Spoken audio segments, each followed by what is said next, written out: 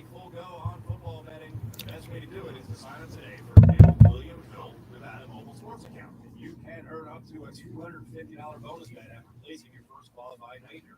William Hill Nevada mobile sports app. You'll never miss another bet. William Hill has the largest wager venue, and the app features same-game parlays, early cash out, and live in-play wagering on all major sports. For more information, official rules,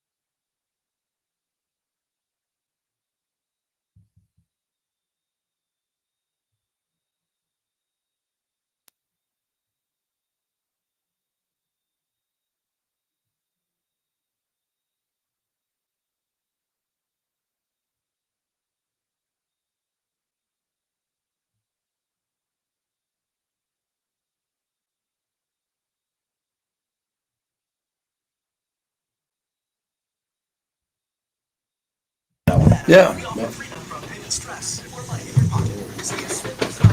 Oh, I want to stand up, man. I'm standing up in the studio, man.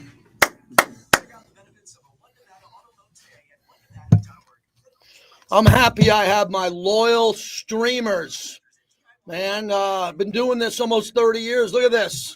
Look at my young son did. Look how he rebuilt the stream look. How cool does that look? Huh? Slowly but surely. Let me check out the chat. Look at that. Monday, put in the chat what you want to talk about. Jason Horowitz, 1 o'clock. Bill Williamson, 12:45. We got a college football guest at 1:30. We got to beat the Chargers. Starting tomorrow, I'm going to go off on the Chargers. this is Gino Smith of the Las Vegas Raiders, and you're listening to JT the Brick. Not muted. Can you hear me? Obviously it means a lot to me being a part of the Silver Flag.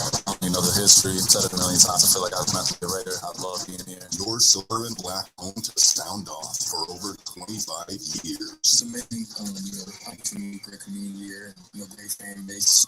So I'm expecting a lot of fun, a lot of energy, a lot of great times. It's going to be all about competition, and there's going to be no easy games in our division. And now here's JT the Brick. Out of the gate, JT with you on our new look YouTube channel. We changed the graphics.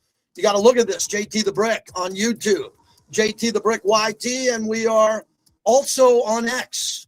We're not going to stream every day on X. We're going to do it most of the time, but we want to see you, and you want to see us, and we want you in the chat, and this is Chargers week. And I'm trying to hold back the Chargers week. I'm trying to hold back. I want to go Chargers Wednesday, Thursday, Friday. Wednesday, Thursday, Friday. Today, I'd like to still celebrate the Raiders' victory. Let's celebrate a Raider victory, if we can, for one more day and still talk about the game, because a lot of people were traveling back from New England. A lot of people had to do things on Monday after traveling to New England or watching the game. So let's continue to talk about the New England game. We'll have Jason Horowitz, the voice of the Raiders, at the top of the hour. He called the game. Bill Williamson, the longest tenured Raider insider, at 12:45, and then you, as you're going to join me today, because last night I was on and our phones were packed because J.J. McCarthy had a coming out party. I'm going to open up with that, brought to you by PTs. They fuel the monologue. 5 to 7, midnight to 2. It's the best happy hour in town. No one's close. They win all those awards. The real awards, Bobby, not the awards you could buy in the magazines. I'm the best attorney. I'll buy the ad. You make me the best attorney. No. PT's the best happy hour in town. So Twitter can get you in trouble, but it shouldn't. If you make a prediction of a game and you're wrong, you shouldn't get put in Twitter jail. I'd be in jail for life. They'd never let me out. But last night, J.J. McCarthy came out in Chicago, where he's from. Monday Night Football, everything's at stake for the Bears. I mean, everything. We play the Bears week 4. Oh, boy. We play the Bears coming up here, our 4th game. That's why I'm putting this in the monologue. So J.J. McCarthy comes out there for the Vikings, and he couldn't hit the broadside of a barn with the ball. He couldn't throw it from you to me. He was awful. So I went on Twitter and said, the Vikings have never won, ever. They've never won a Super Bowl, and they're going to have to wait a while. Yeah, I put the tweet out there, let it live. Man, was I wrong. Last night, J.J. McCarthy became the only quarterback in NFL history dating back to leather helmets and the 60-year history coming up of the Super Bowl to win in his debut game and to have 3 touchdowns combined in the 4th quarter. Let that sink in.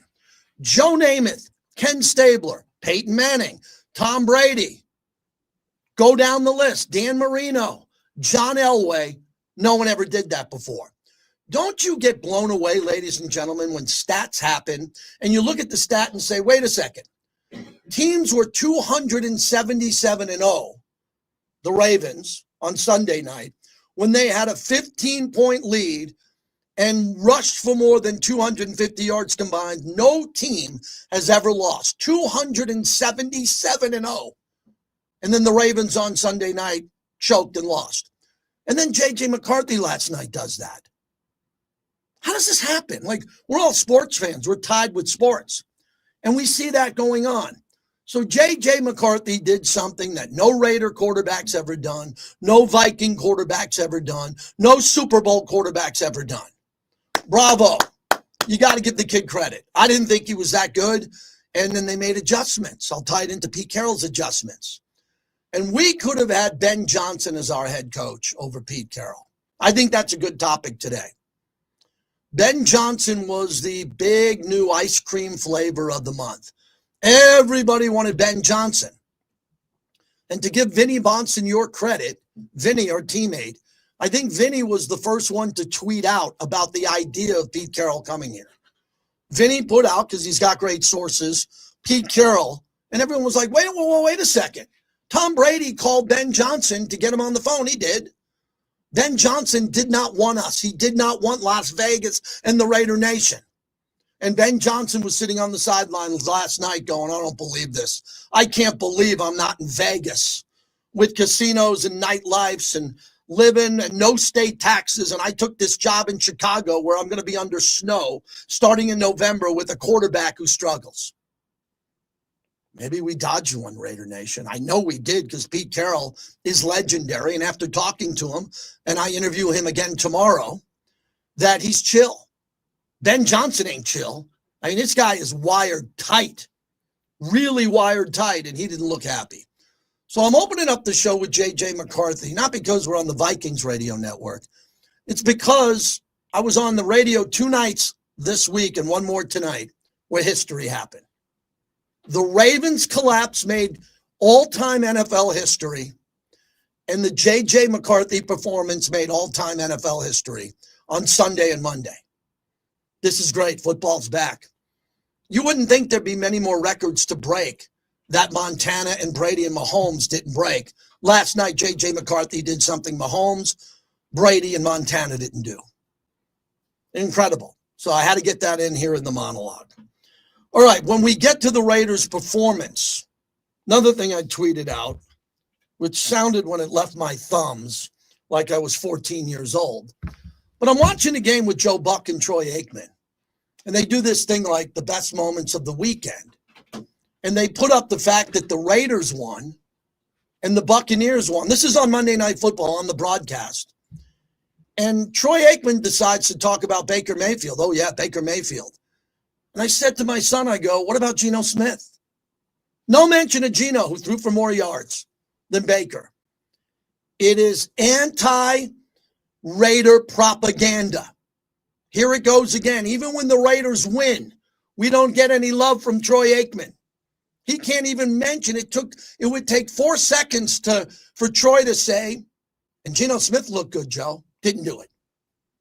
Then earlier today, as I'm on X, I saw another tweet by a site that I don't follow. It's called Raw Sports, Sportz, Raw Sports with a Z.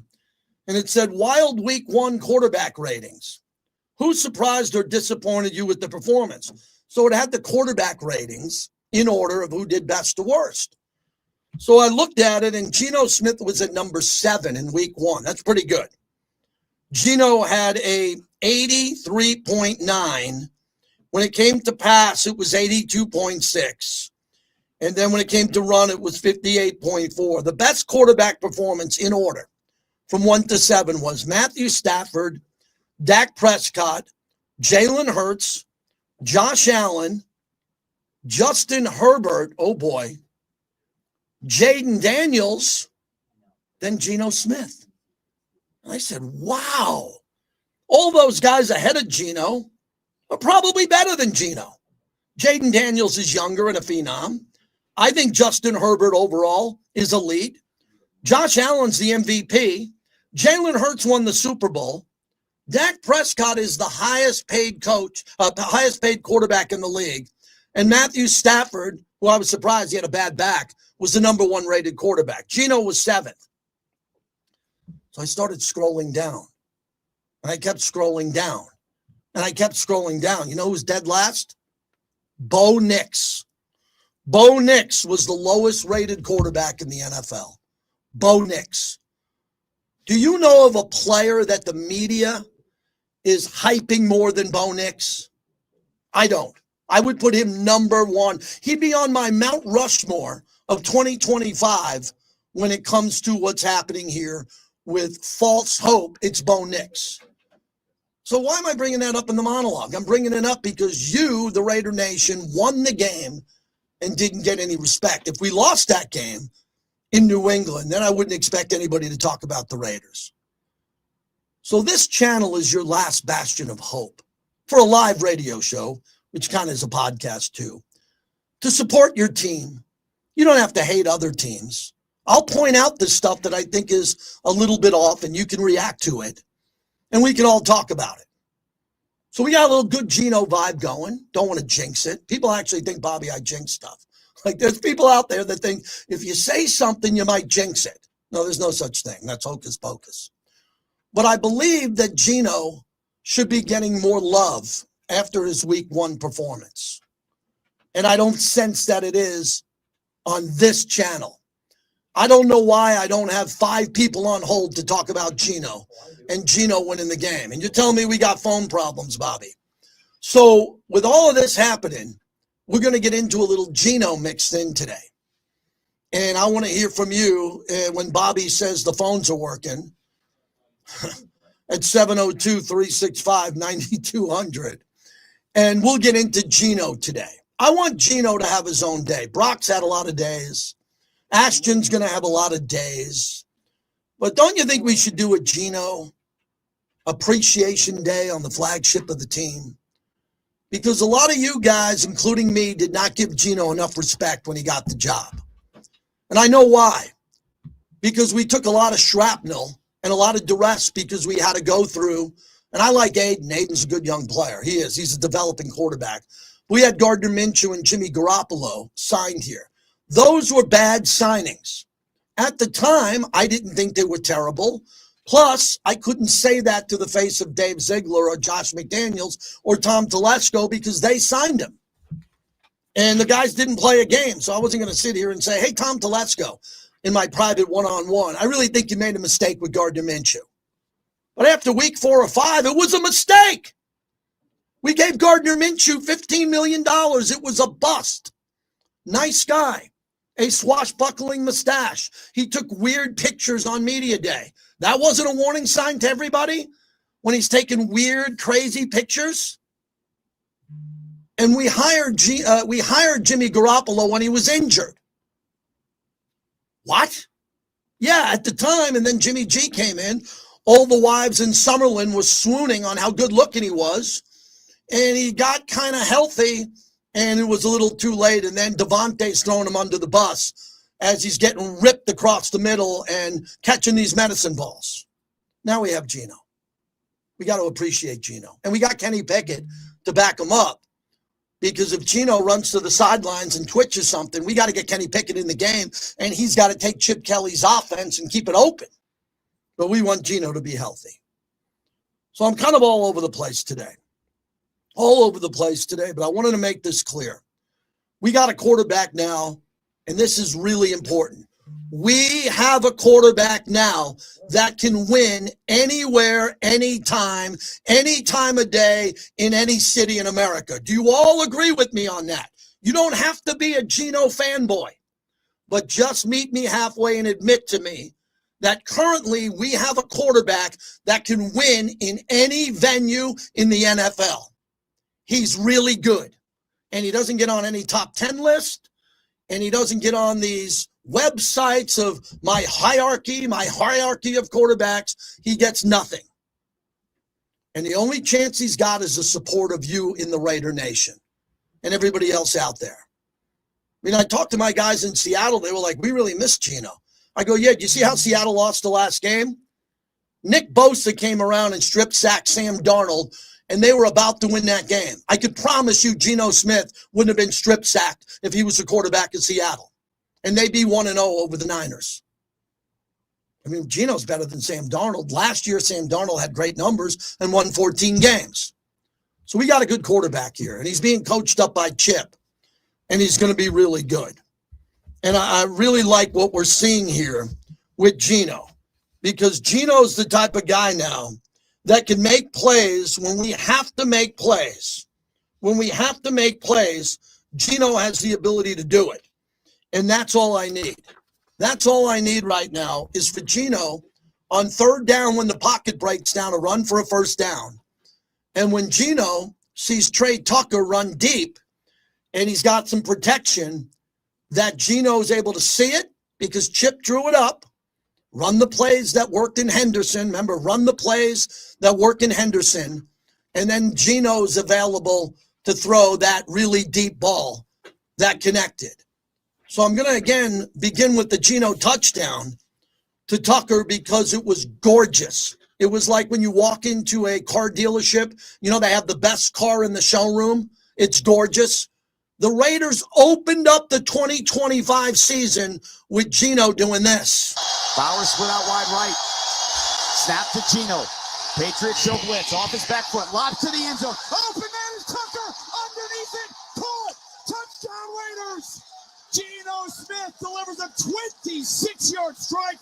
Trey Tucker all alone in the back of the end zone, holding in, and the Raiders go right down the field on the opening drive for 6. Yep, Jason Horowitz joins us in an hour on the call.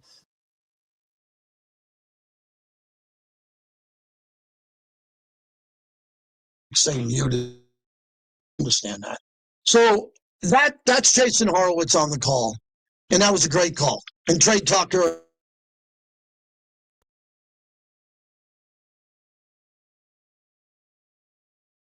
To go out and make another play late in the game. Geno was able to get this first down, which was critical. Gino Smith gets the shotgun. Patriots bring 4. He's looking left. He settles. Big pocket. Plenty of time. Now rolls out to his right. Steps through the pocket, pointing his way. He's going to take off to the 40. Geno racing near sideline 45. He reaches the football out of bounds, and he steps out of bounds at the 48-yard line. He picked up 10 and a first down, and he's out of bounds with 16 seconds to go. All right, when was the last time we had a guy pick up 10 yards? When?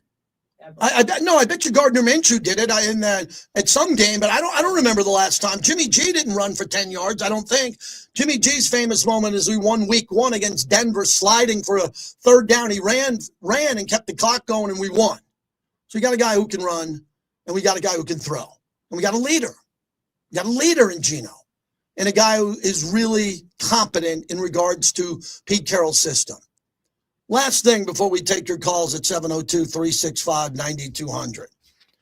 Is there anybody in the Raider Nation? Because Geno's not going to have a great game every game. Okay, this is the NFL. Did you see Joe Burrow's game last week? Oh my God, it was garbage. And he won. Joe Burrow won. They beat the Browns. He was awful. Tua, remember I gave you the list of those quarterbacks with the rankings? Tua had a terrible game. Tua's a good player. So as I look at the quarterback ranking, let me tell you who's at the bottom of this. Tua, second to last to Bo Nix, Jared Goff. Jared Goff was great last year. He was awful. in the game in Green Bay. So Geno's going to probably have a game that isn't your favorite game. But what I wanted to open up the show with is to remind you that Pete Carroll has trust in Geno. None of us in Raider Nation were aware of that because we're not Seahawk fans and we didn't pay attention. Do we all now understand why Pete Carroll was hired and why he brought in Geno? Because Ben Johnson was hired in Chicago and he had to deal with Caleb Williams. And Caleb Williams last night, man, he's the king of the wasted play. He runs around and around in circles and then he throws it out of bounds and you're like, man, that was a wasted play. And he does that all the time. And I'm kind of a fan of Caleb Williams. He went to Oklahoma when my son went to Oklahoma, watched him play his first game in Oklahoma. He won a Heisman Trophy at SC. He was the first pick in the draft. I think he's a really good player. But similar to Drake May, he's going to have growing pains. And man, did I get punched in the mouth last night on Twitter because I thought J.J. McCarthy was going to have growing pains too in that game, in that first game, and he played great. He was unbelievable in the fourth quarter. Unbelievable. And he deserves to get his flowers for his performance. We have a bunch of new partners that we're welcoming here this week, which I'm really proud of, especially Remy Martin. Remy 1738, sports royalty. Take the crown with the game's smoothest pick. From September through February, they're with us. We celebrate great performances with Remy 1738. All right. Thor went to New England. He called me from the tailgate in the rain. He texted me from the airport, and he's back in Summerlin. Way to go, Thor. That was a hell of a trip for you and your wife and everyone. JT, my brother. Oh, my God, what a trip. My voice just came back. My body still hurts, though, but what a great trip. I'm with you 100%, JT, 100%. I mean, give Geno his, just give him his props, please. Like, honestly, in the rain, I said before, when I was out there, it was monsooning in the tailgate, but we got in, it got a little bit better. Mm-hmm. But I said before, I thought Geno was going to go crazy because he went for 320 some odd on them last year. And I thought he was gonna go crazy. He had better receivers. But when it started raining like that, I thought it was gonna be a lot of running the ball and whatever. So, I people don't give you. You mentioned last week sometime all the crazy numbers that are like second in comeback wins, like he's fourth or something in complete. Give him his crowd. I don't know. He started out with the Jets, and he was on a really bad team. He was young.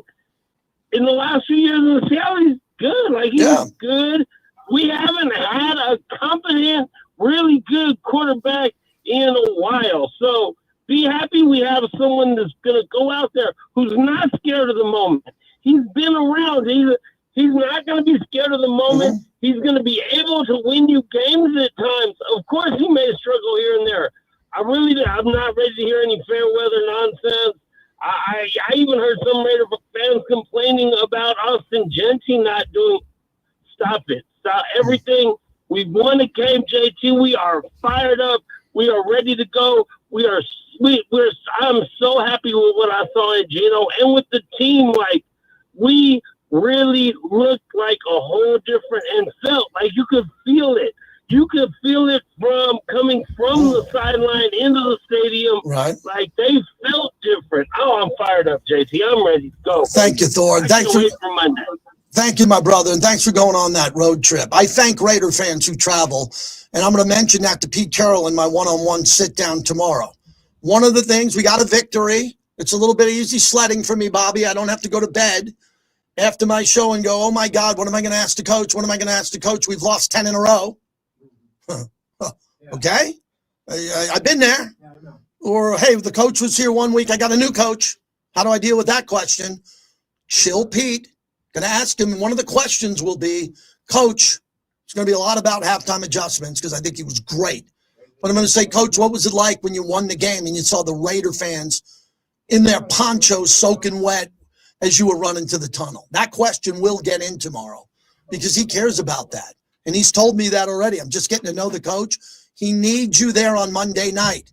He does not need opposing fans here. He did not come to Las Vegas with his wife, his sons, his family to go into his own building and see opposing fans. They're going to be here for a number of years because they're buying all of our tickets. We get it.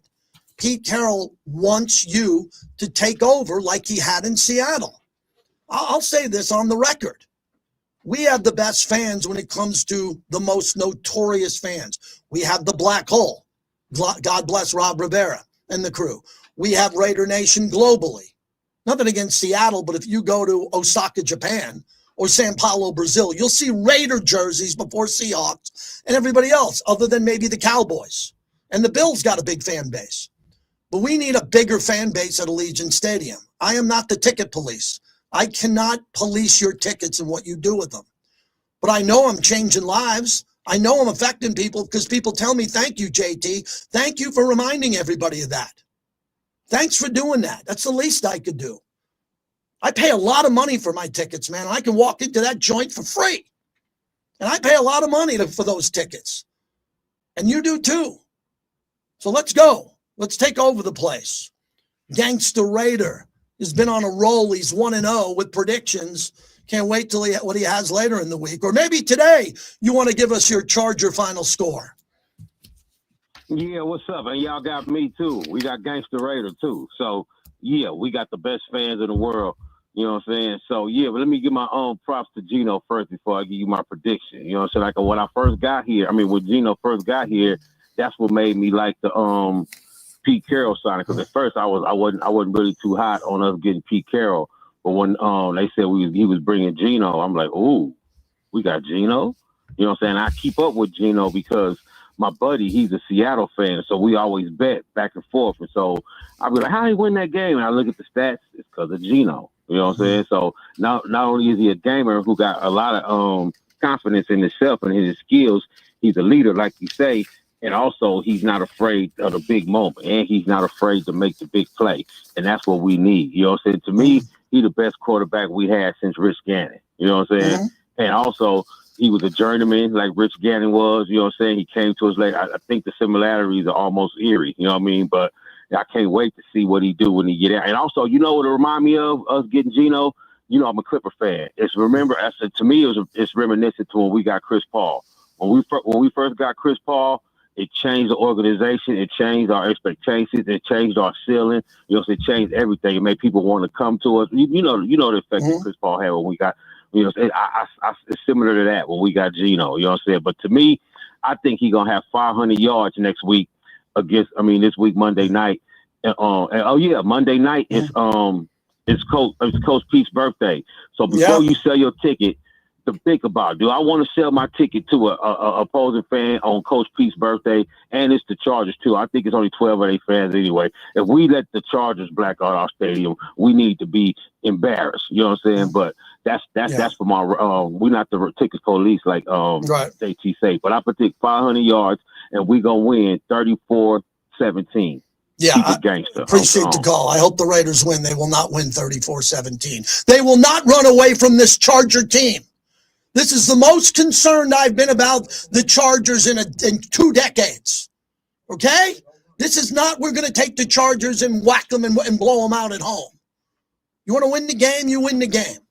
Okay? But this Charger team is the first Charger team that's concerned me in 20 plus years. They are not super loaded because Slater's out for the year. Their left tackle, they moved Alt over. If they had Alt and Slater, with that new running back and Derwin James and Ladd McConkey and Keenan Allen and everything else they got and Herbert, I'd be concerned. And Khalil Mack, they got a good team. Okay, this team is ready. You know I despise the Chargers, so don't read into this any differently.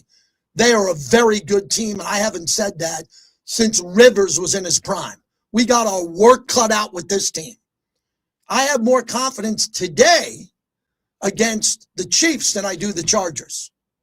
I got a lot of confidence against Bo Nix. You know that. I'm not a Bo Nix guy. Okay? I'm not a Herbert guy, but I think Herbert's elite. He's not good. He's elite, and he looked elite in Sao Paulo, Brazil. That was no joke. That looked like young John Elway. That's how young John Elway looked when Herbert was just throwing darts. So if we don't clean up the middle of the field, if we don't get a big game out of Caillou Blue Kelly and Eric Stokes, we better make sure Max and Kuntz meet at Herbert. And I never want anyone to get hurt. And I never predict injuries. But Al Davis, not me, said the quarterback's got to go down. This quarterback needs to go down, which means physically the Raiders put their hands on him and they drill him legally. And they drill him. You know what I'm saying? That's what this game is about. If Herbert's clean and don't have that grass, because we have grass, beautiful grass. Zach and the crew. Someone tell Zach I said hi. That greens, the green grass and everybody there who does the job, Zach's team, what a job they do at the headquarters, let alone at the stadium. We need to see, do we find out if they're wearing the powder blues or the white baby powder blues or whatever the hell they wear? They have these color rush crap. The only thing the Chargers sell in their team store is their baby blue Fouts uniforms. But we got to make that guy dirty. He's got to go down. And you got to get into the show because you can see me animated and the new logos we got. And just get in there, JT the Brick YT. The future of radio is a simulcast on YouTube. I didn't get there late. Still, a lot of people haven't figured this out yet. You got to have both if you're going to survive here, especially with all of our partners. I've been telling you that Volvo's a new client of ours, a new partner. If you're looking for a luxury SUV for the family, you need to look at the small, fully electric luxury SUV.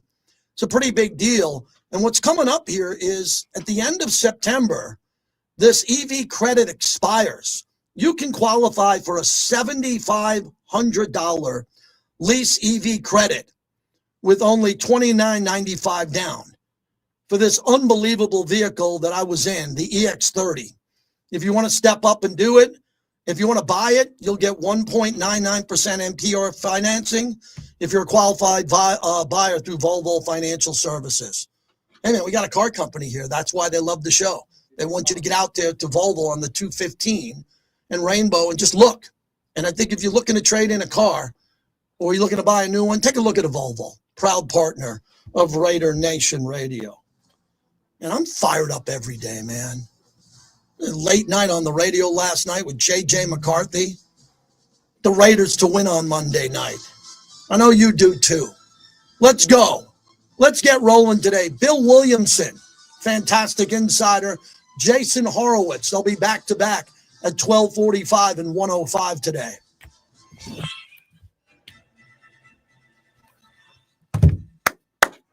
Let's go. How we looking in YouTube? Good. All right, what is that there? Belichick and Vrabel, and Belichick's not allowing the Patriots to come to the facility.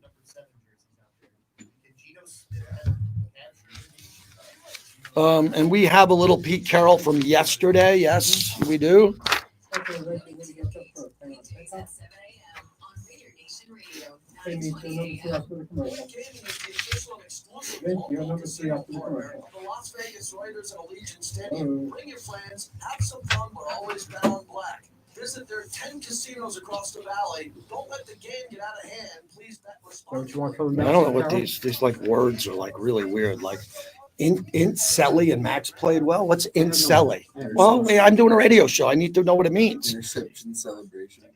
And I don't know. Yeah, that's probably it. Interception selling. Look, you got to be a young kid to get that. You got to be a young kid to understand that. All right, stay with you're going to play. I'll pick another one too. Yep. All right. So I'm keeping track of all these live reads. These are all the clients we have, man. We got a lot of them. Yeah. So, Bobby, we knocked out a couple today. We're good. Volvo. We did Remy Martin. We did PTs. I'm going to get a little Woodson whiskey in here now. Let's get that down. Woodson bourbon whiskey. All right.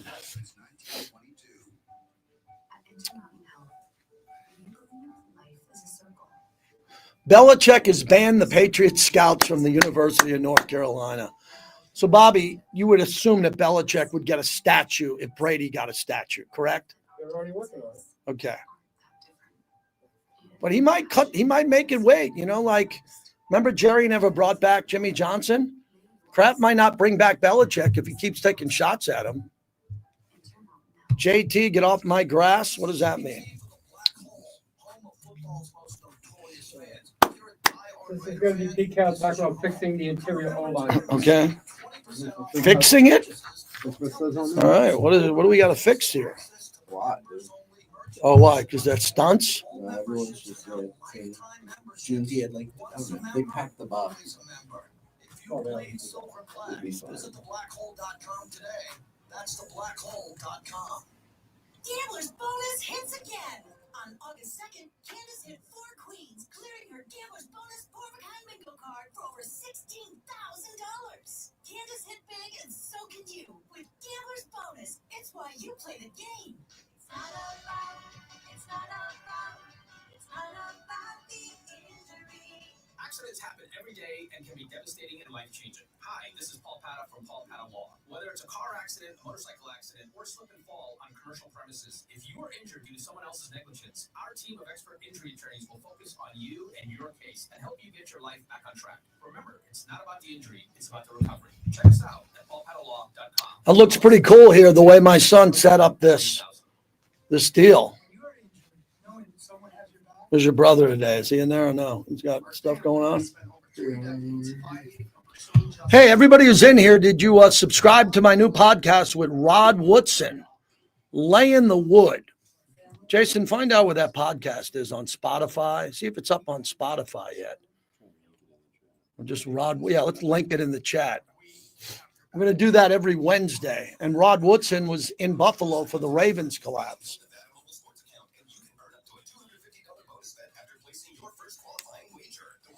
Brandon Ayuk out with a knee. Juan Jennings got a shoulder. Demarcus Robinson suspended. Cowing hamstring. Kittle out with a hamstring. Wow. Niners are really hurting. Welcome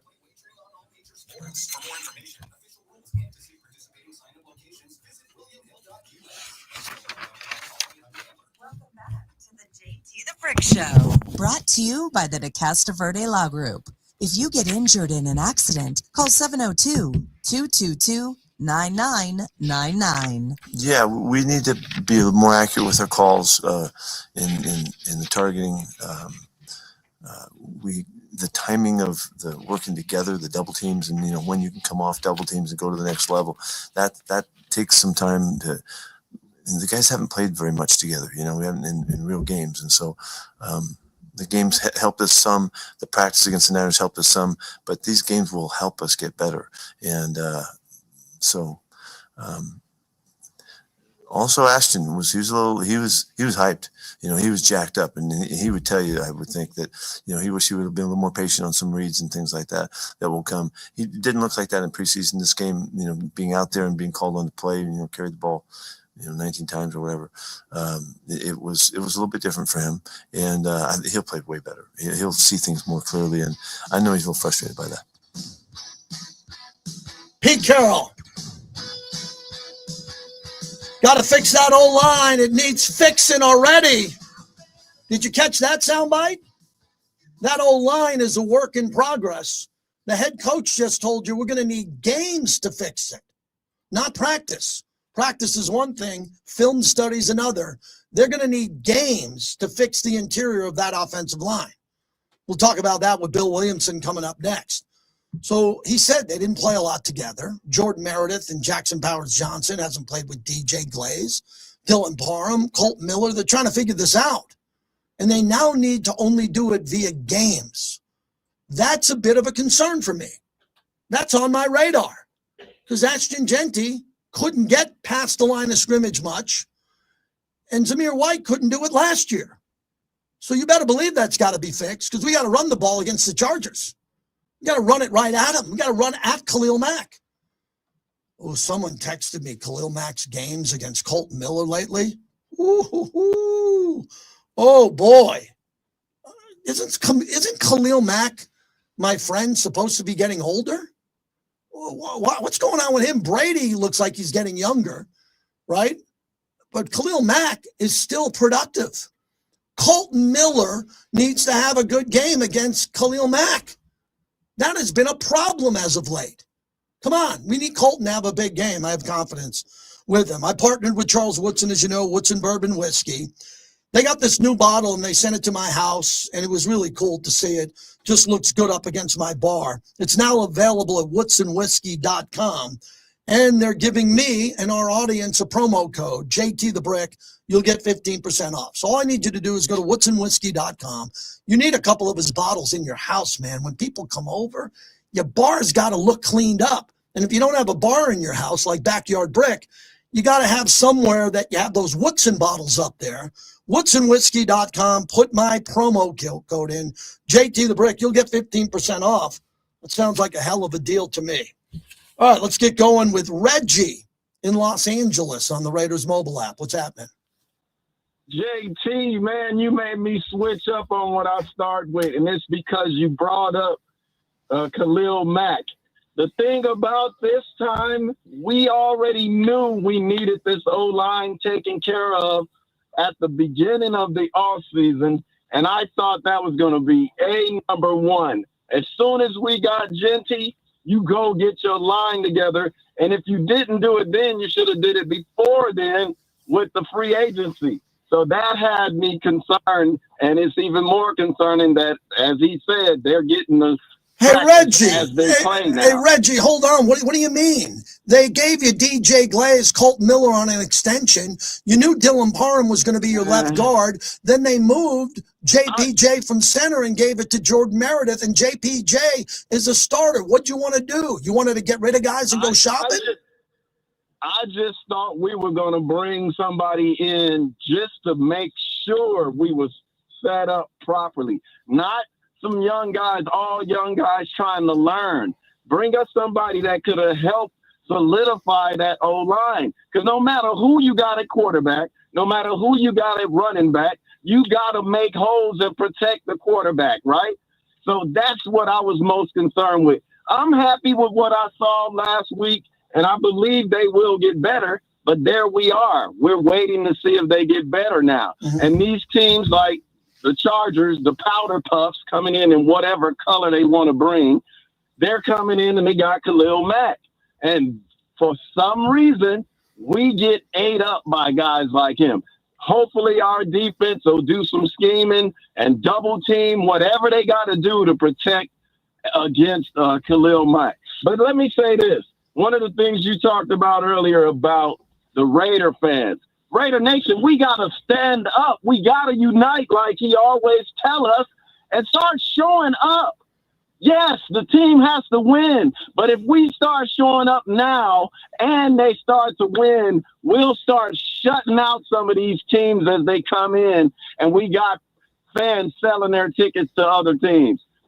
Fans, we just need to show up. And I want to shout out my guy, Fabian, because he always take care of me and let me use his ticket and be there. But guess what? I'm buying tickets and giving them to fans because I support my own nonprofit, Salute to Kindness. We get Raider fans to the game.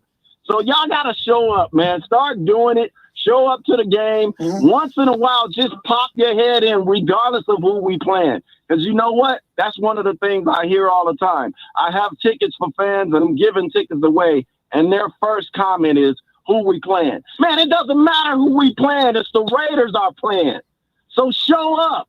And JT, man, I got so much love for you. I wish I was calling you more. But even right now, I'm sneaking in a call. I might get my head snatched off for doing it. I'm down here in L.A. working, man. Good man. But I listen all the time. And when I get a chance to call, I'm calling in. Thank you, brother. Raider Nation, unite. Let's go. Thank you, Reggie. You know, throughout my career, people have been calling me while they're at work, at night mostly, and sometimes during the day. That's why we have this show on demand. That's why you can listen at any time, because some people are working. So that's why we want to have the YouTube channel and LV Sports Network. So if you miss anything, you can check it out. I see you, Papa Meach. I'll get you, and Bill Williamson will join us from Silver and Black Pride. I call him the straight shooter. He covers the Raiders, and you might not like what he has to say.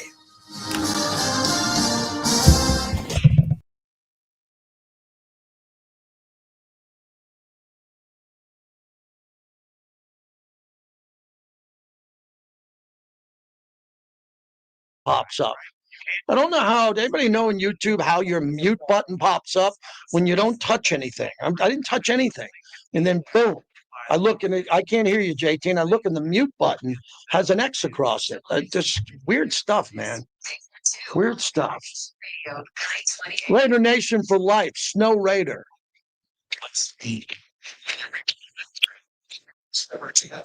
Restrictions. Look at that. Can't promise.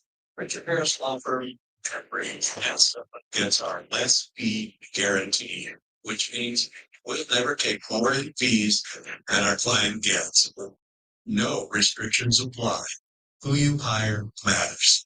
The Richard Harris Law Firm, 444-4444. Sign up today for a new William Hill Nevada mobile sports account. You can earn up to a $250 bonus bet, placing your first qualifying wager. The William Hill Nevada mobile sports app allows you to bet on the go from any iPhone, iPad, or Android device from anywhere in Nevada with the largest wagering menu. The William Hill Nevada mobile sports app features same-game parlays, early cash out, and live in-play wagering on all major sports. For more information, visit Bulls, visit WilliamHill.us. Must be 21. Gambling problem? Call 1-800-GAMBLER. All right, how's my chat doing here? Hunter's saying the sound is really bad today. What do you mean by the sound being really bad? No? I mean, because he might want to help fix it. All right. I got Papa Meach locked in, and then we cannot go to Williamson after. I'm not doing anything. I haven't touched the thing. Yeah. Yeah. Yeah. When we're on a commercial, Hunter, we don't have this.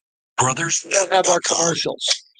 When we're on break, we dump out of the commercials. All right, I just want to hear that. and culinary events. You're forcing together. How about Jamal out stop on Clear Down? Followed the next night by a culinary feast overlooking Lake Las Vegas. What's that, Bobby? Jamal out stop on Clear Yeah, Down. he played well. Yeah, I got a bunch of like secondary guys like Blue Kelly, those kind of guys. So you're going to call Bill? Or you already did. You already called Bill? No. I'm going to get to him first. Yeah, I get to the guest first all the time. Yeah. Locked in, and it's going to be What's the microphone static? Is it plugged in right? Does microphone sound good, everybody? Yes or no? Tony says he can hear me fine. We're good. This is JT Raw, man. This ain't some production from the Thunderdome of McAfee with a $14 million budget, man. This is JT Raw. That's what you're getting here. Enjoy it, man.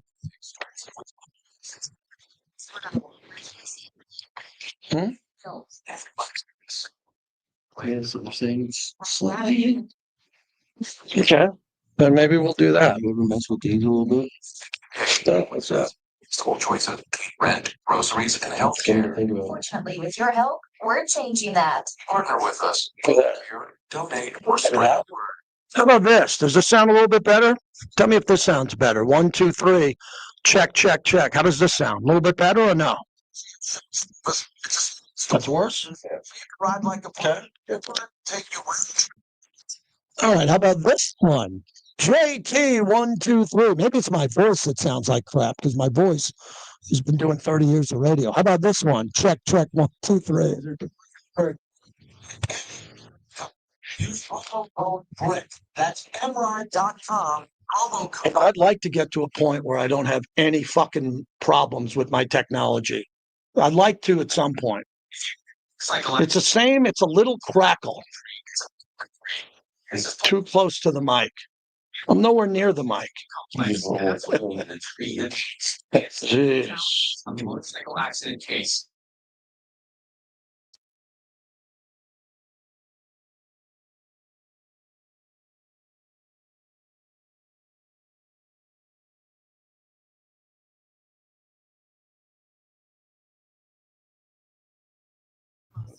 But I think it was doing that automatic. May is under center, but not in the first good formation. He's got 3 receivers to the left. He said Douglas motion left to right. They fake the pitch that way. Toss it out to Stevenson tripped up in the backfield, falls forward, and he did not get there.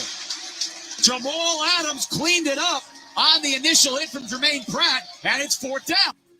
I started seeing Rush in 1982. I saw a total of 54 shows. I got about 40 of the ticket stubs.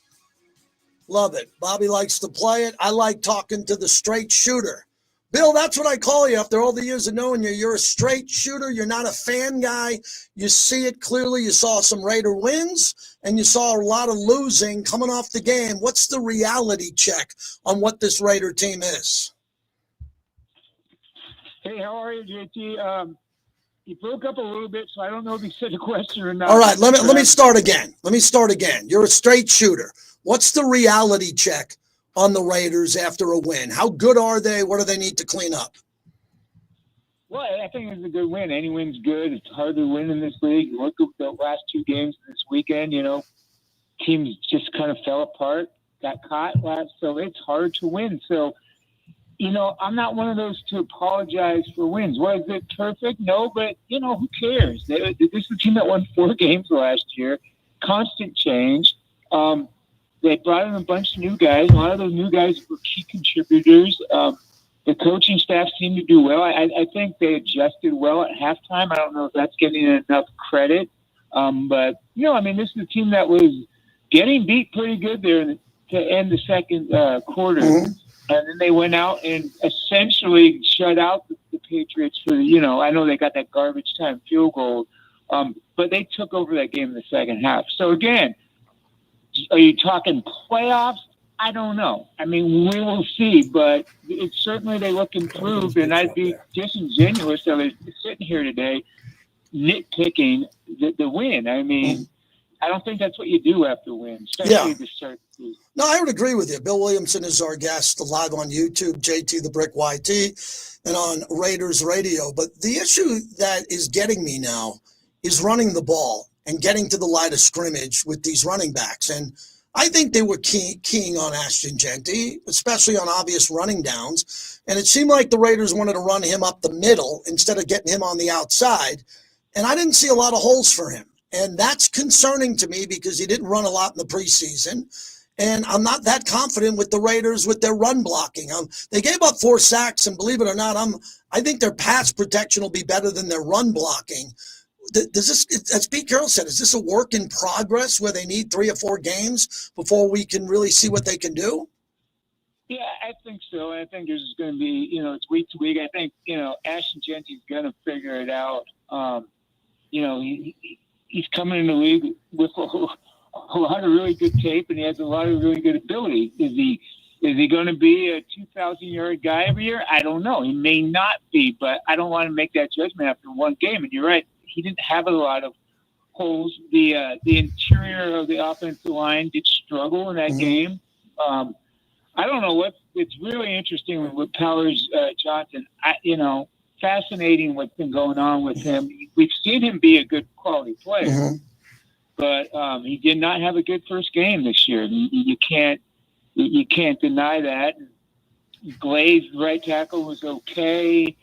Meredith was so. So yeah, that's something that they're going to need to work on. Like I said to start, it wasn't perfect, and there's some issues here, and that's one of them. And they're going to have to figure it out, and they're going to play a better team this week. And I think that's another. I think the Patriots are still a struggling squad, and they don't have a lot of ability. They were without their best player in Christian Gonzalez, the cornerback, and I think that showed. So, the task is going to get tougher this week. So, we'll see how it goes. Bill Williamson joins us. Make sure you follow him, Silver and Black Pride, on X at B. Williamson NFL. So if you would have told me back in March and April that week 1, Caillou Blue Kelly would be a starter for the Vegas Raiders, I would have said you're nuts. Now, make the team or practice squad, different story. Wow. He played at Bishop Gorman. I watched him play, and I'm just blown away on how he handled the pressure and was able to compete for the ball. That one PI was a bad call. He did a nice job. At least I know, and the kid will get beat from time to time eventually, but at least it's good to see they got a physical kid who can put his hands up and cover. I was really impressed. Yeah, we'll see how it goes. I'm one of those guys that look at history of players, and usually guys that bounce around practice squad to practice squad like he has usually don't become true starter. So we'll see how it goes. He's a Stanford guy. He's obviously smart. He knows how to play the game. We'll see. That's still an area that I want to see what happens against Justin Herbert. The Patriots did have some passing success. I think the excitement about the cornerbacks may be a little bit premature. Let's see how this goes for a few weeks. But they certainly have a plan, and both he and Stokes played 100% of the game. And then Holmes, the nickel played. And then the other two cornerbacks, Richardson and their third-round pick Porter, who was a starter that began the preseason, they didn't play a snap on defense. So the Raiders coaching staff certainly are going with these three guys at cornerback. They believe in them. We'll see how it goes. Bill Williamson, as we wrap it up, I was impressed with Jamal Adams. Another guy I wasn't a big believer in because I talked to people in Seattle that said he was washed. He didn't have much left. No, he wasn't healthy. And he went out of his way to get in super shape and show Pete Carroll some videos of him, get John Spytek to look at him along with Pete Carroll, and he's been nothing but great as a locker room guy and in practice, and he popped in this game too. I think the Raiders are fortunate to have that experience on a young defense. Yeah, I mean, there's a few of those guys. Devin White had, 11 tackles after being a guy who got cut a couple times last year. These are, if this success continues for these guys, they're kind of like old Al Davis guys, Yeah. Matuzak and Alzada guys who kind of flamed out elsewhere and, became, and I'm certainly not saying that's what we should expect, but it's just kind of fun to see these guys having a resurgence. And, because once it happens in the regular season, you take note. Devin White, 11 tackles in the NFL regular season game after what he's been through the last couple of years.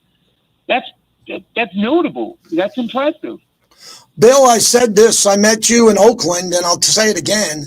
This is the most concerned I've been about the Chargers since Rivers in his prime with LaDainian Tomlinson in Oakland. Even though the Raiders split with them a lot, LA and Vegas and, whatever. Chargers never went on to go do anything in the playoffs or Super Bowl.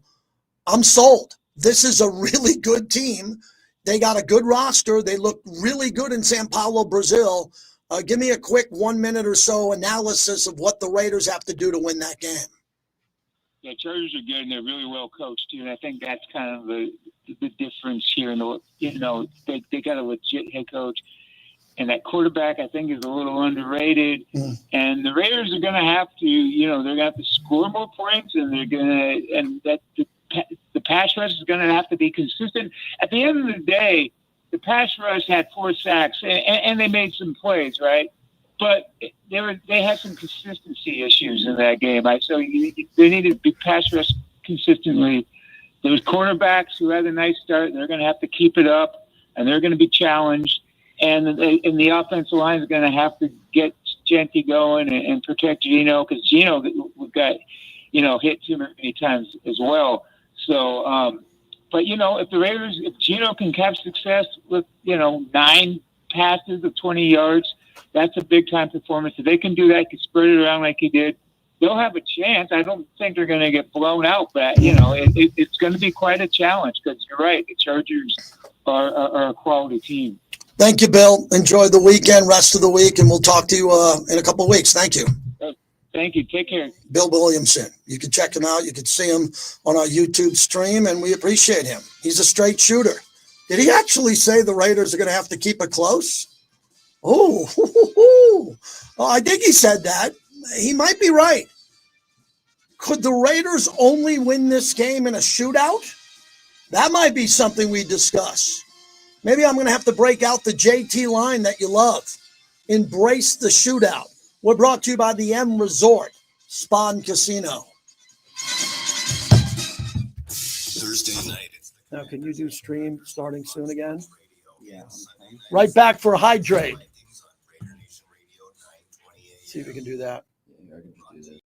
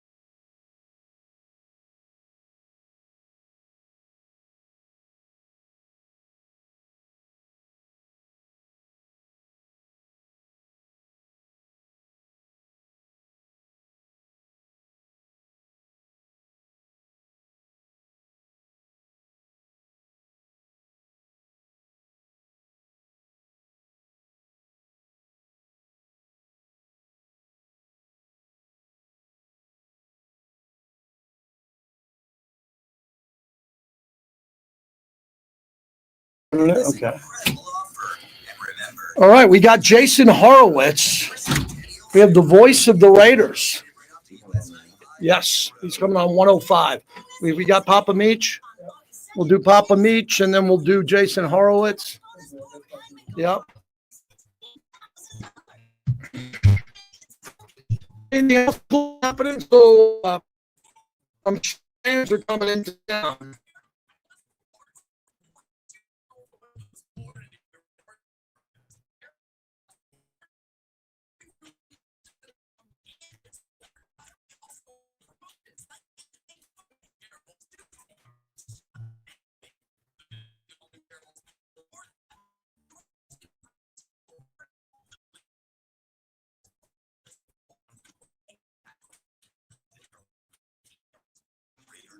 Has found its new home for daily Raiders content. This is Raider Nation Radio 920 AM, part of the Las Vegas Sports Network, KRLD Las Vegas.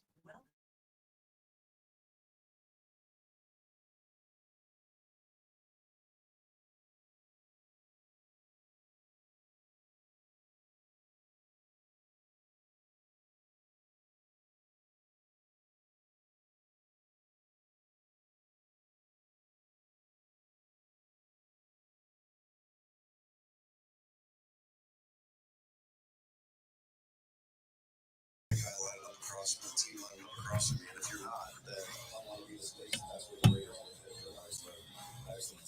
And now here's All right, welcome back, everybody. It's hour number 2 of the broadcast, and the voice of the Raiders, Jason Horowitz, will join us, and that'll be brought to you by La Casa Cigars and Lounge at Tivoli Village, proud partner of our show. It's reopened in a new, modern, great location next door to its old location. Walk-in humidor, 500 cigar labels, plus live music 7 nights a week. I need live music in my life, and I'm able to get it at La Casa. We're going to have a very special live broadcast coming up. Details on that, La Casa Cigars and Lounge at Tivoli Village and online at lacasacigars.com. You know, Mike, the owner, will be there on Monday night handing out cigars. Papa Meach, let's get him. He's been waiting too long. I apologize. Take your time. Go ahead. A little bit earlier with Jason Horowitz, and he mentioned the Raiders might go into the tush push. Don't ever talk about that with my podcast partner, Raider 66. He's got, I'm afraid he turns red, and, he just can't stand that rule, the tush push. So if 66 ever calls you, don't bring that up. But anyway, what I wanted to tell you was that I'd never seen Geno play in a game before, to be honest with you. I wanted to see some highlights because I knew he was a good passer, but I just didn't realize how good he was. I mean, this guy was all over the place. I mean, I thought I was kind of watching a game that was on AI because he could throw the ball, and I don't care if it was for 10 yards, 20 yards, he threw a deep bomb. I mean, and the ball just wasn't off, or it was perfect every time. And so, as long as he stays healthy, I think we really have a great opportunity with him at the helm. And then I was thinking about, what's a good name for Geno? And maybe it's too early, but I came up with the Mad Bomber 2. And that's kind of what I think he is. He's the Mad Bomber 2 because he reminds me a lot. I'm Papa Meach. I've been with the Raiders, loving them since the beginning. So he reminds me of Daryl LaMonica. And my last point, JT, is that, I got 2 quick points. My first of my last points is that I really appreciate you because you get a Raiders paycheck, but you're not afraid to tell like it is and criticize in a positive way. But if there's things the Raiders aren't doing or you don't like, you tell like it is. I really appreciate a person. Thank you. That does that because a lot of people are just, they can't do no wrong no matter what they're doing, and I don't like that. So I really appreciate you. Thank you. My last point is that I tell you, I think that this was a must-win for us this first game, and it's not a must-win in the way that most people are taking that. It's a must-win. Not because, this season's going to be over if we don't win, but I think for the Raider Nation and for the players and for Pete Carroll, they needed to show us kind of what they were all about and give us some confidence and some affirmation and some direction. And so I had a good feeling that, hey, these guys know what they're doing. And we all got that. So, I'm pumped. I'm going to predict it's going to be a close game, but I'm going to predict 27-24 Raiders in Allegiant Stadium. And I appreciate listening to you. And tell your wife she did a great job with your new podcast room. Thank you. Awesome. Thank you. Yes, my wife did some decorating in the home podcast studio. I'll tell you, my youngest son here just graduated from ASU, same school as Mike Haynes and Eric Allen, is helping me here. And Jason Horowitz, the great voice of the Raiders, is kind enough to join us on some unique travel. It wasn't that tough, but man, the last I talked to you, it was pouring sideways before you did that great broadcast and the Raiders end winning in the rain. I want to go back to that last comment though. We get paid for this? Yeah, right. I didn't realize that where's mine? I didn't get a paycheck. JC, I didn't know that was part of it. Yeah, it's part of it. Hey, one quick thing. Whenever people call me a homer or a shill, I always say you must not listen to the post-game show, because when the Raiders lose 10 in a row, and you leave the building and I have to deal with the onslaught of the calls, then I have to be a little bit honest there. But I want to tell you, your call was great, because first time you're working with Kirk Morrison in an NFL game, not a preseason game. I thought your chemistry was great, and those were adverse conditions to call a game, produce a game, let alone the Raiders to play a game. It was, first of all, Kirk's great. And you know my love for Lincoln. But Kirk is also great. And he is so energetic. And you know me, JT, like I am very much an energy guy. And Kirk is that too. So it's that part of it's kind of natural that we have that together. And credit to Kirk, he's prepping for a lot of things all at the same time. He did the Kansas-Missouri rivalry on Saturday, and he drove to Indianapolis to get to New England, and he was ready to go. And it was, it's interesting, JT, and I'm sure listening back home for you guys and watching on TV, and you see that opening drive and on script how good we were. And then Kirk said to me in the break after the 3-and-out, right? We're up 7-0. We just went down the field to get a 3-and-out.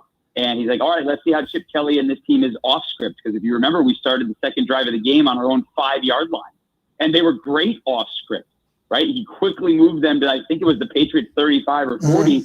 But then there was the tip ball for Brock that gets picked off. And now all of a sudden the entire game changed. And I know the defense gave up so many yards in the first half. I know that. But there were key stops so it made a game that was 10-7 at the half, which really could have been like 13 or 17-7, and it would have had a different feel. So 10-7 going into the third, you get that interception, and then it was all Raiders the whole second half. What do you think was the turning point? When you look back at the point where you looked at Kirk and said, wow, because they didn't run away in high. Max Crosby, explain. Please tell us. Crosby. It was the Max Crosby, and he's not, not the one where he got the deflection and should have had a strip sack. It's the Isaiah Polamau interception. I believe it was Max who got over the right tackle, came inside, and hit Drake May as he threw the football, which made him overthrow the tight end by a couple of yards and allowed Polamau to pick it off. So then all of a sudden, that got Max going. That got their offensive line in trouble. That allowed Tyree Wilson to have a great second half, and everything started to steamroll from there. That hit on Drake May, I think, really changed the ball game. Jason Horowitz joins us, and we appreciate that. And I want to get into Caillou Blue Kelly, who played at Bishop Gorman. And when I watched him in high school, he's flashing in high school, and he's going to go to college. He goes to Stanford. I'm like, wow. I'm telling my sons, one who played on his team, that's where you want to go to school. My son went to Oklahoma not to play on Saturdays, and we followed Caillou. And I watched Caillou, and I said, I don't think Caillou's going to play a lot in the NFL. I mean, I think he's good. And maybe a practice squad guy, or maybe he'll make the 53 but be a backup. Caillou's starting now. The growth of him as a football player has been astounding to me. Plus, I know he's a great kid, great education, great family. I want to see this kid shine. How much confidence did you see Pete Carroll and Pat Graham having with him? Oh, my God. And they were on our sideline, remember, JT. And one of the cool things about Gillette Stadium is that the broadcast position is just above the 100 level. So I don't know, maybe 30 or 40 rows tops from where we are down to the sideline. So we had, and at the 45-yard line, we had an unbelievable vantage point of the Raiders sideline. And every time that there was a play that came to that sideline, and Caillou Blue Kelly or Eric Stokes were out there setting the edge, making hits, not allowing guys to turn the corner, and being in the face of the receiver, particularly in the second half, you saw that excitement. You saw and you felt it. It wasn't even just see it. You felt it. And Caillou Blue Kelly, to your point, I know we talked about him a little bit in December because he was a guy that the team picked up, the previous regime, come back home, the whole thing.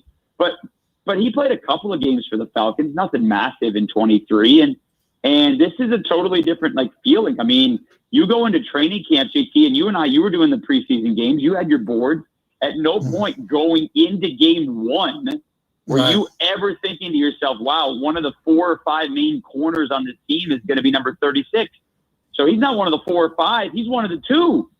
Darian Porter, who was starting going into training camp, the rookie out of Iowa State, he didn't play a defensive snap. And that's because Kelly and Eric Stokes tackled well. They were physical. They battled. And now, look, are Stephon Diggs, Kayshon Boutte, and Demario Douglas the best trio in the NFL? No.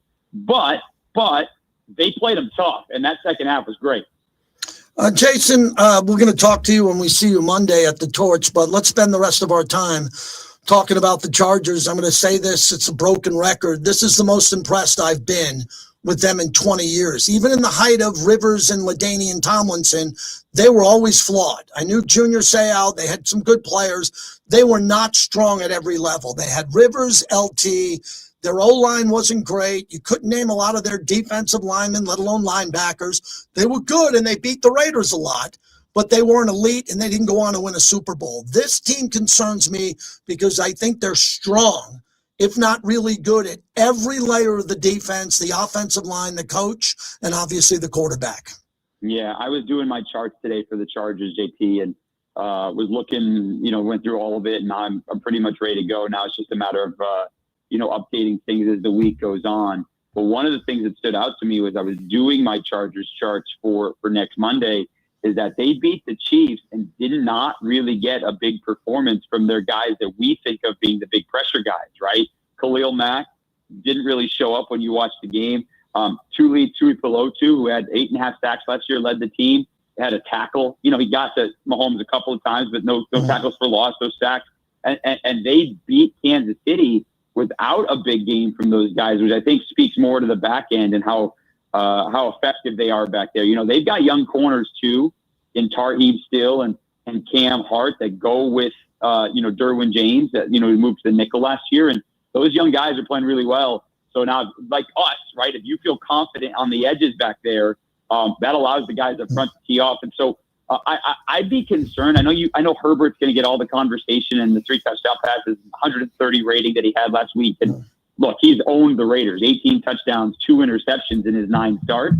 But I want to know if we can run the football, JT, because it's one thing not to run it once. Can you run it against a good rushing defense the next week? Because that is what the Chargers are, a really good run defense. So that's the tough task for this team because, Geno was great, but I don't know that you can go every game and be like, hey, Geno, you're going to have to complete 71% and throw for 300 yards. I don't know that that's realistic or fair. All right, last thing. Last night I'm on the air for Mad Dog, and I'm watching this game with J.J. McCarthy, and going into halftime, I'm saying, Minnesota, it's going to take a while. Like very similar to what I'd say about Drake May. Good player. He could have gone on to greatness, but it's going to take 2 or 3 years. J.J. McCarthy is just not figuring it out. He becomes the only quarterback in the history of the NFL dating back to leather helmets in his debut to account for 3 touchdowns in the fourth quarter to win a game. What a nut stat. What a crazy sport. And then you had John Harbaugh on Sunday night with his 8th collapse, not 8th defeat. 8th collapse in the history of his tenureship, and that was the worst loss, I think, in regular season Lamar Jackson history. What a week. Oh, no question. So go back to Sunday first. You're up 15. You're playing. I don't care who you're playing. You're up 15 with 5 minutes to go. And, by the way, they don't get the 2-point conversion. You can't lose that game. And they did. And then you go to last night, and the Bears were in control of that game for, 46 minutes, 47 minutes, and they lose at home too. So I think both of those collapses are epic, but I think the Ravens one is so much worse, JT, because you have Lamar, you have Derrick Henry, who does not fumble the football. You have what you think should be a good defense, because Baltimore always has a good defense, and somehow in a place that you have struggled, you lose, and that's got to be so frustrating. Now we're going to see Chicago in 3 weeks, and we'll see if Ben Johnson, Caleb Williams, and Roma Junze and those guys get on the same page over the course of time. My guess is Ben Johnson has belief in Caleb Williams, because there were times yesterday he looked good. Yeah. But the Ravens loss is so much worse than the Bears loss, in that I know Buffalo could win the Super Bowl, but you're Baltimore. You could win the Super Bowl too. How do you lose that game? It was crazy. So I know you like Monday games, and I'll say this as a broadcaster at your level, high level. Do you buy into Sunday nights, the bigger audience? You're doing radio, but the bigger TV show, or when you get excited in advance, does Monday still mean a little bit more because you grew up with Monday Night Football and not Sunday Night Football? Well, but in this instance, though, we have like a Monday doubleheader, which is 15 years old whenever ESPN took over Monday night, and so like this is a little bit more nuanced because it didn't used to be this way, and certainly not how you grew up, and definitely not how I grew up. But now you get Monday night doubleheaders 4 or 5 times a year, and so it's a little bit different. But I like Monday night better only because it's a selfish thing. I get to watch every game on Sunday because I don't have to leave early to go to the stadium. So, I mean, it's selfish, and I get to enjoy that. But listen, I think Allegiant Stadium for Sunday night or Monday night would be rocking, but I think Monday night still holds the history of the NFL, something special. It really does. And whether it's one game or 2 games, or it starts at 5 Pacific or 7 Pacific, it doesn't matter. It's still Monday Night Football. It is an entity. The same way, JT, that the Pac-12, it's going to be so different next year when Boise and Utah State and Colorado State and whoever else joins it. But by entity, by brand, the Pac-12 is still bigger than the Mountain West, which is why they're all leaving for the Pac-12. And I think that is the same thing here with Monday Night Football as a brand that you're selling. And, we sometimes have a problem with Allegiant Stadium. We're not sugarcoating anything. It's real. You see a lot of the opposing fans all the time, right? Sometimes it's as bad as 50-50, and we hate that. That is not going to be the case Monday night. No. I think Allegiant, we've had, this is my 4th year. We've probably had 3 or 4 primetime games stand alone, maybe not quite that at Allegiant. I think Monday night might be the loudest that I've ever heard Allegiant Stadium in my young time. It might be. Yeah, but, the reason why a lot of Raider fans are conspiracy theorists is because last night's Monday night game wasn't a doubleheader. Ours is a doubleheader, and the following week it's Lions at Ravens, which is not a doubleheader. Why do the Raiders get a doubleheader? Why can't we get standalone? I buy into that with Raider Nation. So I don't think the doubleheader is as great as the standalone game, and they fell in love in Oakland with the doubleheader where we were the late game. Well, I mean, they had to go one Eastern or Central time zone and then one Pacific. So there's only how many are you choosing from, right? It's Seattle. It was Oakland. It was the Chargers. I think the Rams, when did they move from St. Louis to LA? So you really were only working with the Cardinals, the Raiders, the Niners, the Seahawks, and the Chargers, right? So there were only so many they could pick from. So it's, by brand, the Raiders and the Niners are the 2 ones that stand out the most, right? Yes. I just think that the Raiders need to make a statement. A game, and I don't predict games, and you don't. We talk about them, and you call them. This game, a win here, would I think the energy walking out of Allegiant if the Raiders beat the Chargers in a division game to go 2-0, and the way Coach travels east. I mean, can you imagine what 2-0 would be like going in to play Jaden Daniels? Because I think the Commanders have a good team, but their roster is not loaded and similar to the Raiders, but they got a quarterback who's flashy, and Gino's not flashy, and Gino can win anywhere against any quarterback in this league. you want conspiracy, right? That we're going to go to west to east and play from Monday night to play on Sunday afternoon. Yeah. And if I'm not mistaken, the Commanders are playing Thursday against the Packers, right? Yes. So to play us, not only do they have an extra day because of Monday, they have an extra 3 days because they play on Thursday. So if you really want the conspiracy, that's your one to go to. I saw your note yesterday. You were mad that Troy Aikman talked to Baker Mayfield and not. I saw how I was hot. I was hot. Come on, Troy. Let me tell you how quickly you could. But hold on. I in my head, this is me, the broadcaster, versus you, the Raider fan, and how angry you were. Troy and Joe are calling game one, which is why he's thinking Baker. I bet you he didn't even remember it was a doubleheader. He's calling Tampa, Houston, and not even thinking about Raiders Chargers. Well, as a great broadcaster from Syracuse and a broadcaster from Geneseo, let me time out how long it would be for Troy to say this. And listen to this in 3, 2, and 1. Yeah, Joe and Geno look good. That was 3 seconds. All he had to do for 3 seconds is say Baker Mayfield and say, and Geno look good. No mention of Geno. Can't wait to see you Monday at the Torch. The fans will be there as you come on with us early. Can't wait. See you, JT. Have a great week. There he is, Jason Horowitz. You can see him on my YouTube feed. Right there, we got a great picture of him all buttoned up. I like to say that about him. He went to Syracuse. I went to Geneseo. Not too far from each other. Syracuse has got a fraternity of broadcasters, and I'm one of the few from Geneseo. There's a guy named Opie. If you ever heard of Opie and Anthony. Opie, a very successful broadcaster, went to school with me at the same time. So I got a chip on my shoulder. I like to time JT trivia. Where did JT go to high school?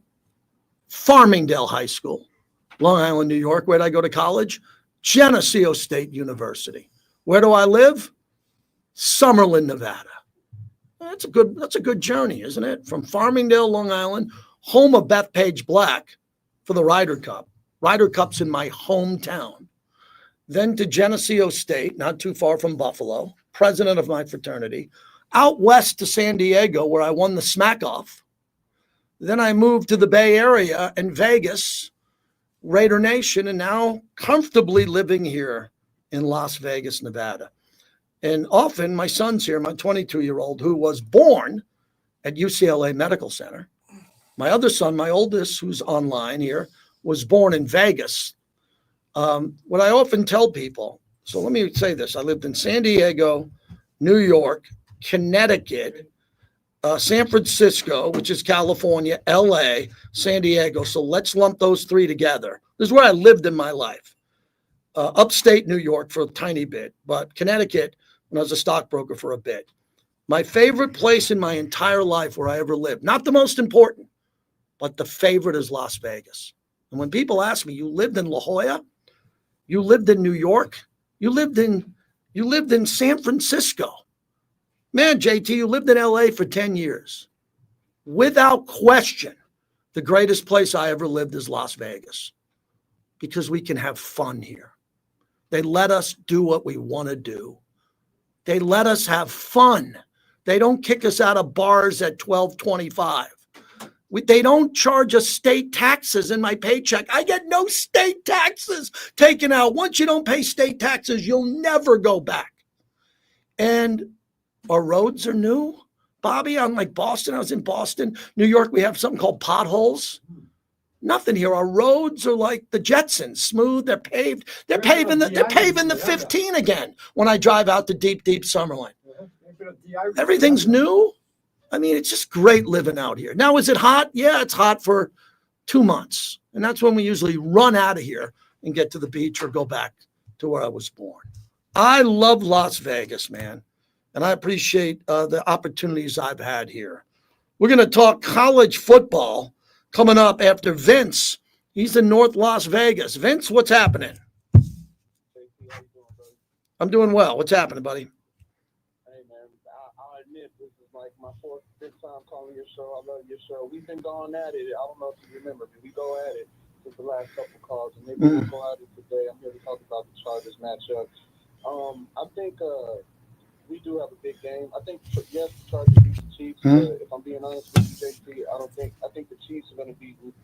I have them winning 10 games this year. I don't think they're going to be as good.